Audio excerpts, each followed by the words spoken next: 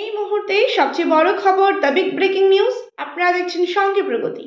সঙ্গে প্রগতি ইউটিউব চ্যানেলে সবাইকে স্বাগত জানিয়ে শুরু করছি আজকের প্রতিবেদন। আজকের প্রতিবেদনের মূল বিষয়বস্তু, উত্তর পূর্বের রাজ্যে ত্রিপুরায় আবারও শাসক দল বিজেপি ছাড়লেন। কৈলাসহরে শাসক দল বিজেপি ছাড়লেন প্রায় 37 জন নেতাকর্মী এবং হাতে তুলে নিলেন লাল ঝান্ডা। কৈলাসহরের বাবুর বাজারে বিজেপির 37 জন নেতাকর্মী শাসক দল বিজেপি ছেড়ে সরাসরি সিপিআইএমে যোগদান করলেন। তারই চিত্র আপনাদের সামনে তুলে ধরছি।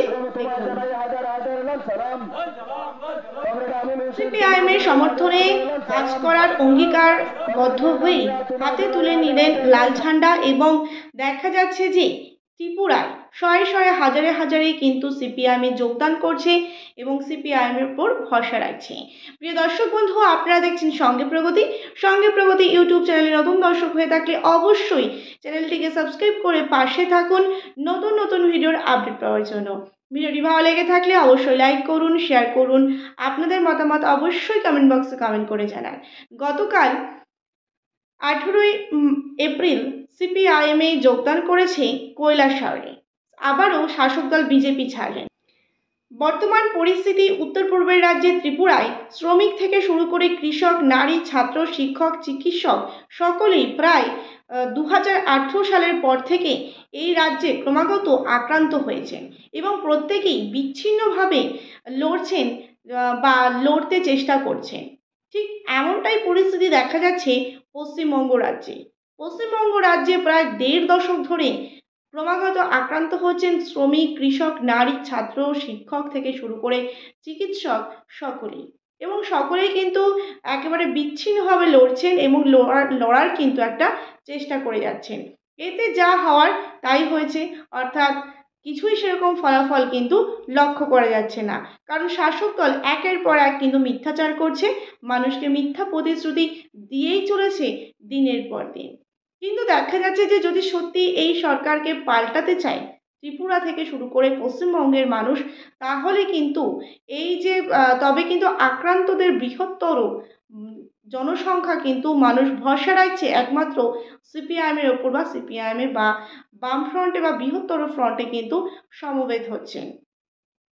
যেমন ধরুন, দেখা যাচ্ছে যে 2025 সালে বা 2024 সালে যে হারে সিপিআইএমে যোগদান করেছে ত্রিপুরায়, তা কিন্তু যথেষ্টভাবে আলোচ্য বিষয় এবং মানুষের মননে কিন্তু জায়গা করে নিয়েছে সিপিআইএম, অর্থাৎ সিপিআইএমের কিন্তু যথেষ্ট পরিমাণে শক্তি বৃদ্ধি হচ্ছে ত্রিপুরায়। একই রকম চিত্র যদি আমরা দেখি পশ্চিমবঙ্গেও, যেখানেই মিটিং মিছিল হচ্ছে সেখানে কিন্তু জনগণের সিপিআইএমের মিটিং মিছিল হচ্ছে সেখানে কিন্তু জনগণের উপচে পড়া ভিড় লক্ষ্য করা যাচ্ছে। এবার দেখা যাচ্ছে যে একটা মিনিমাম মানুষ যদি একত্রিত হয় এবং শাসকের বিরুদ্ধে যদি একজোট হয়, তাহলে কিন্তু চিত্র বদলে যেতে বেশি সময় কিন্তু লাগবে না, এমনটাই কিন্তু বলা যেতে পারে। তবে হ্যাঁ, বিজেপির রাজনীতি ধর্মের রাজনীতি, এটা কিন্তু বুঝতে হবে। সাম্প্রদায়িক রাজনীতির সঙ্গ কিন্তু ছাড়তে হবে মানুষকে, কারণ ধর্ম নিয়ে রাজনীতি করছে ত্রিপুরায় বিজেপি এবং পশ্চিমবঙ্গে তৃণমূল, তা কিন্তু আর বলার অপেক্ষা নেই। এবং দেখা যাচ্ছে যে অন্যথায় এই রকম যে মানুষকে বারবার কিন্তু এই রকম পরিস্থিতির সম্মুখীন হতেই হবে। যেমনটা দেখা যাচ্ছে যে শিক্ষক থেকে শুরু করে চিকিৎসক সকলকে, নারী, ছাত্র, কৃষক, শ্রমিক সকলকে কিন্তু একই রকম পরিস্থিতির সম্মুখীন হতে হচ্ছে। যেমন ধরুন, কাজের সন্ধানে মানুষ পরিযায়ী শ্রমিক হতে বাধ্য হচ্ছে। সরকারি চাকুরির যে বেহাল পরিস্থিতি, তাতে করে মানুষ কিন্তু এবার ভরসা হারিয়ে ফেলছে এই রাজ্যের মুখ্যমন্ত্রীর ওপর বা রাজ্যের সরকারের ওপর।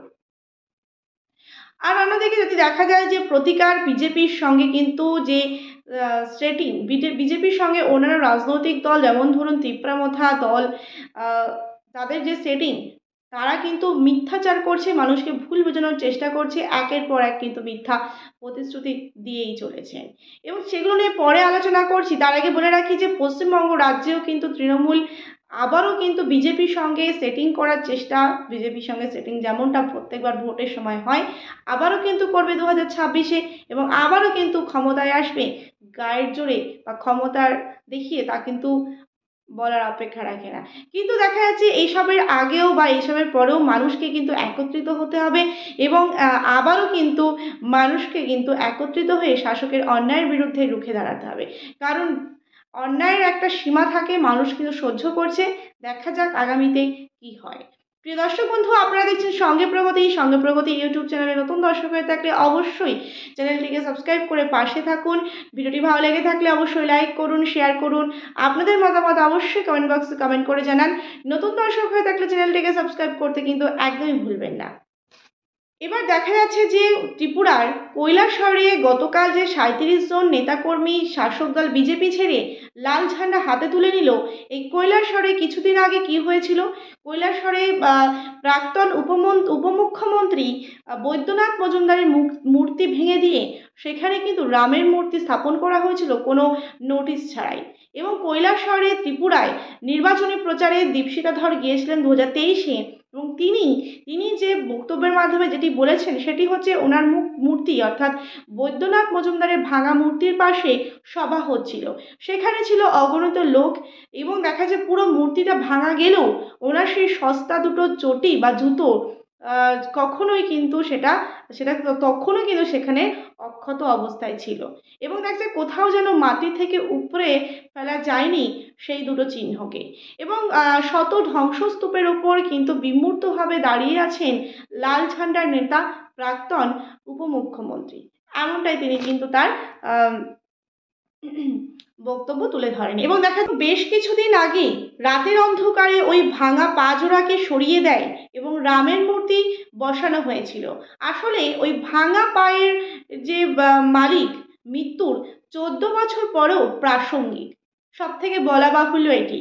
এবং চা শ্রমিক আন্দোলনের নেতা ইনি, এবং ককবরক ভাষার সাবলীল এবং আজীবন অকৃতদার কমরেড বৈদ্যনাথ মজুমদারকে আসলে মূর্তি ভেঙে উপড়ে ফেলা যায় না। এবং দেখা যাচ্ছে ঊনকোটি কৈলাসহরের প্রান্তিক গ্রামে চা বাগানে টিমটিমে লাল ঝান্ডার মাঝে জেগে থাকেন শীতলদা, এমনটাই তিনি কিন্তু জানান। এবং দেখা যাচ্ছে যে গরিব আদিবাসী সাধারণ মানুষের আপনজন এই বৈদ্যনাথ মজুমদার প্রাক্তন উপমুখ্যমন্ত্রী। সুতরাং বোঝাই যাচ্ছে যে এই যে উত্তর পূর্বের রাজ্যে ত্রিপুরায় শাসক দল বিজেপি কি ধরনের তাদের কর্মকাণ্ড, এবং দেখা যাচ্ছে একের পর এক মিথ্যাচার তো করছেন, তা কিন্তু আর বলার অপেক্ষা রাখে না।